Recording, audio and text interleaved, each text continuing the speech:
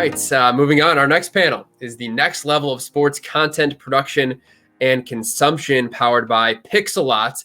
I got to actually tour the Pixellot headquarters during my trip to Israel in 2018, part of our Sports Tech Nation week there, and they do amazing work, so love having them on board and leading this discussion. Please welcome the founder of SportsLoft, Charlie Greenwood. Hey, Charlie.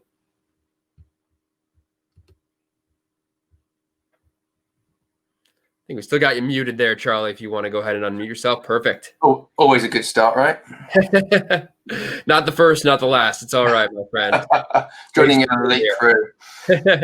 Joining Charlie is the co-founder and CEO of Texel, Amir Segev. Yep. Hi, guys. Nice to meet you.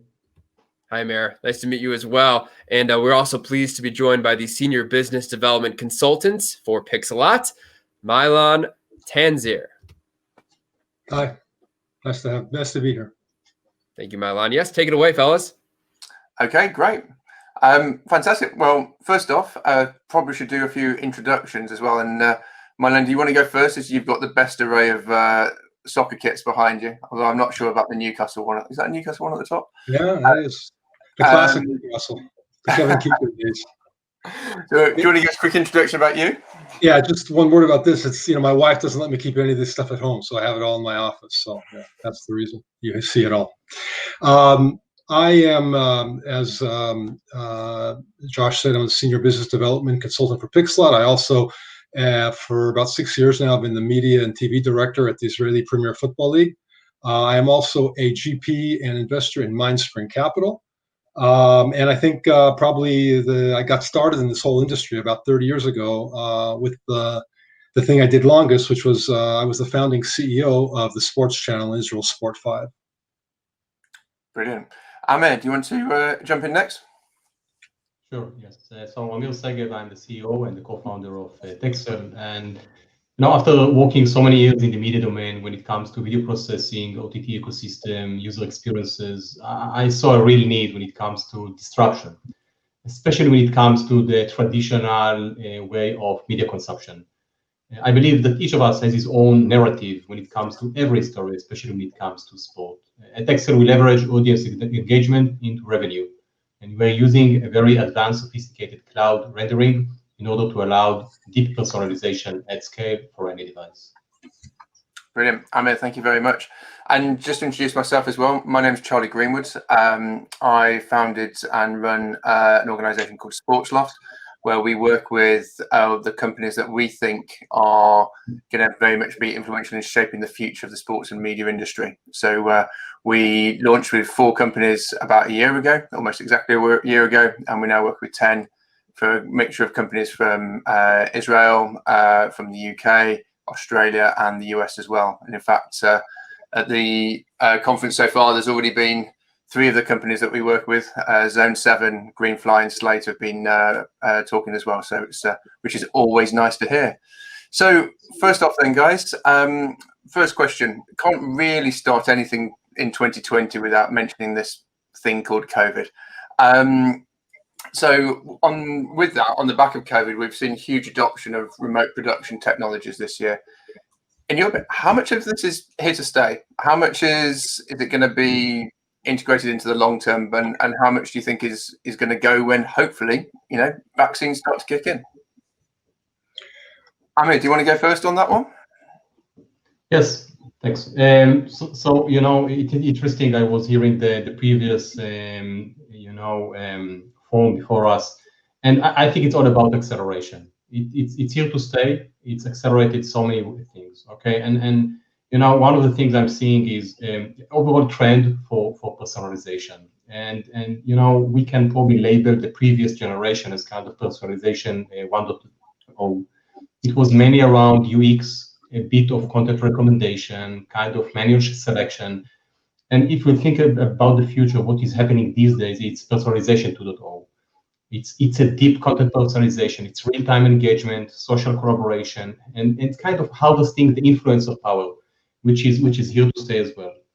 And why? Yes, COVID is one example, but mainly catalyst and accelerating those things, because we've got kind of a very, I would say, aggressive lessons when it comes to remote communication. Our parents, our kids, right? It goes beyond, because I think in general we are expecting more due to the production level, which is being lifted over and over, and due to the streaming war between different kinds of giants. And between us today, you don't have any kind of real options for in-venue experiences, how you can engage with other people. So, Mylan, for you, what do you think's here to stay? Well, war has always been the greatest catalyst for new technologies, and technological breakthroughs come fast and hard in war, and COVID's a war.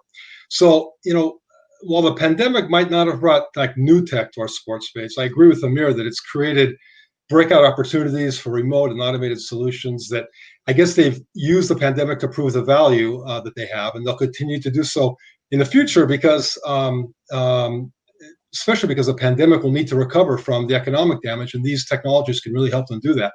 I guess you could probably say the pandemic has kind of been their stage, and I think there are a couple of verticals around them. One of them is obviously one that's close to my heart, AI automatic production. I think Pixellot, by the way, recognized this early in the pandemic, and they built and implemented a successful strategy because much of the automatic production market is sports that aren't produced, and the only way for fans to watch their team is at the venue. So in a closed-door situation, automatic production is the lifeline between the club and the supporters. I think a good example of this is the Pixellot deal with the SPFL in Scotland. That's exactly the reason that that's succeeding. I think another area is remote commentary. Spalk, for example. In fact, Spalk and Pixellot are partnering in the SPFL. I think Amir, I don't need to say a word about enhanced viewing experiences, through customized interactive feeds. Amir is a world-renowned expert, and he has a world-renowned technology. I know Texel; it's fantastic, and they that's definitely one of the verticals. And I would say, anything to do with monetization. Data capture, for example, has really grown. At Mindstream, by the way, we've invested in a company called PumpJack Data Works in this space, because in the end, sports is a media business, and this is today's sports main asset, and it's only going to grow. And to harness and leverage this asset, you really need to know your fans. And sports organizations, I've said it for years, don't know their fans. Sports is probably the most disrupted industry that's survived the disruption. And I think a lot of these technologies, which we're talking about, really allow sports to do what I call to disrupt the disruption.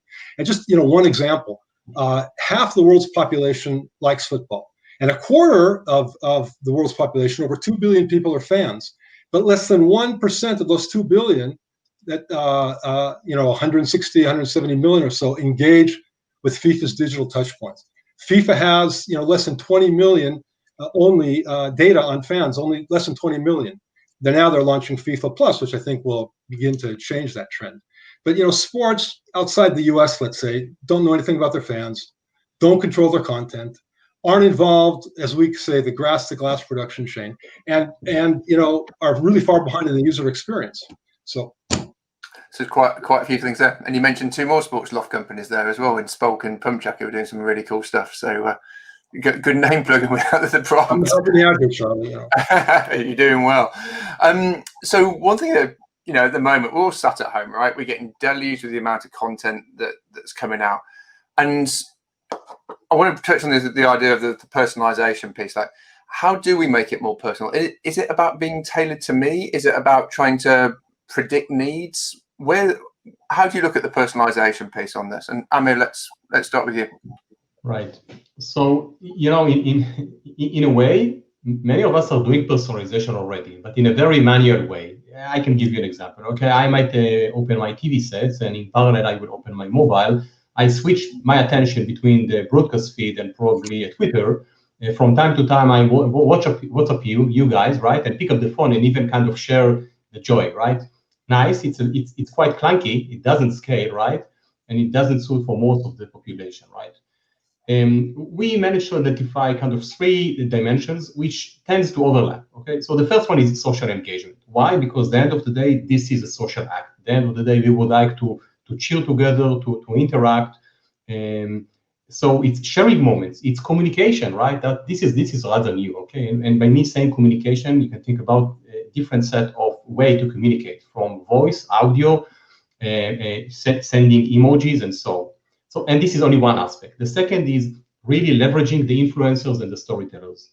It's using the power and onboarding their communities, right? They have so much power today. When I'm watching NBA games with my son, basically he's listening to his own vlogger and or YouTuber, okay? And last is allowing end user the freedom to come with their own flavor, their own narrative. And again, it's not replacing the lean backward with lean forward approach. No, it's giving you a bit more freedom. And now do kind of a cherry picking, right? Choose your own flavor, and this is up to you or up to the OTT content providers to come with the right combination.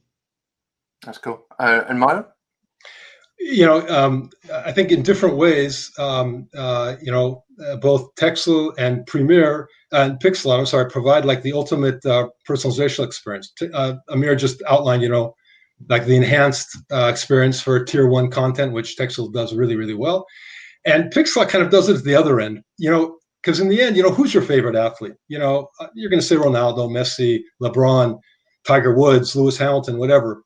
But I think people's favorite athlete is their son, their daughter, their brother, their sister. And that's like democratization in sports, because in the end, sports is really, it's all about emotion. Without the emotion, you have nothing. One of the big problems in COVID, that without the crowds, it's not fun to watch. I think nothing can be more emotional than being able to watch your son, daughter, brother, sister, whatever, because I think we're talking about a whole new era with streaming. And, broadcast in the end is about a feed, but streaming is about an experience. And if you don't have that experience, whether it's the enhanced experience with multi-feeds and data and the things that Texel, for example, does really, really well, or whether it's about watching your son or daughter, that's emotion. And that's why I think streaming has to always keep in mind that it's an experience. That was cool. Now, one of the things obviously we've got to look at is obviously the monetization of this for in any situation like this. But when we start to talk about personalization, does that start to change the monetization model in your view? We've had the ad-based model. If you go back to like the 2000s of Yahoo, you then get the subscription models coming through the New York Times, and now the way that Netflix does subscription. Almost, if we can get to hyper-personalization, does that start to drive us back to an ad-based model potentially as well around that? Well, not necessarily. I would differentiate between the general industry trends and new tools which exist for the first time that you can use in so many ways, and of course the intersection, right? So, why hybrid approach and ad-based monetization happening? Because people consume more OTT packages, right? And at the end of the day, there is a limit to the amount of money I'm willing to pay in advance. And in compared to the past, I think about VOD services, not even sport. It's not only Netflix, right? It's Netflix and Disney, right? And Peacock. And when it comes to sport, we have so many players in this market. So hybrid approach makes sense. However, when it comes to personalization and ad-based, think about the amount of data points that you can aggregate. For the first time, you can really understand the nature of room engagement, right? A type of collaboration, right? It goes up to the level of how I like to consume the content, what kind of feeds I would prefer. So this is a deep personalization. Yes, it can be translated into a better ad monetization. However, it goes beyond. It's additional inventory that you can get for the first time, especially when it comes to premium lucrative content. It's interactive commercials over TV, which is not really interactive by definition. And I think it goes beyond, because think about subscription, transactional. This is kind of, it's here for years, right? Now think about new models. Now think about, for example, the Zoom model. After 1 hour, deep into the live events, right? You're getting notification, hey guys, if you would like to stay in this room, someone will need to upgrade his license, right? So this is one way, right? You can think about, adding your own additional friends and of course, cap it. Other interactive models might be rewarding a specific storyteller or influencer, right? Up to the use case in which, an OTT players might encourage you as a subscriber to invite me as non-subscriber to watch with you. So a very strong, I would say, conversion tool to onboard new eyeballs. Brilliant. Mylan, and how do you look at the monetization models within this? And obviously, you've looked at this for a lot from an investment perspective, so monetization is going to be pretty high up the agenda. Absolutely. And as I tried to allude to earlier, today, any solution has to be for sports clubs, organizations, has to have a quick ROI. I mean, the monetization is crucial, and technologies they onboard have to be economical, and they have to be able to scale quickly in order for them to generate the revenue. But to your question, I mean, does personalization take us, all the way back to better targeted ads? I guess it could. I mean, Amir has a much better technical understanding of that. I think he elaborated on it. I think the hybrid thing is interesting. And I hope that this will provide the monetization and profit solution required for the people who are really suffering from it, the creators. And if targeted ads don't provide the solution, then subscription will continue to expand and I guess become the norm. And maybe that's what has to happen, because if you look at it, I mean, I look at it from a club's perspective or a league's perspective where I work, here at the IPFL, and social media is a cash burner. Here at the IPFL, we have a social digital director who's really, really good. I mean, he gets it. He's really built a very, very good footprint and a high engagement for the IPFL's, Israel Premier Football League's digital assets. But in the end, they don't generate revenue. And he has to always go, every year to beg and plead for budgets. So the answer, I think, in a lot of ways, is subscription. The question is, you have to really be good. But then there's another dichotomy, and that is, even if there's really, really good content, and you're seeing platforms now like, Patreon and other kinds of platforms like that, things that are not necessarily in the realm of what we want to talk about, like OnlyFans. And I think, the subscription model for really good content, or really good content to the subscriber who wants it, works. And creators are seeing money. There's a lot of money being made for the platforms.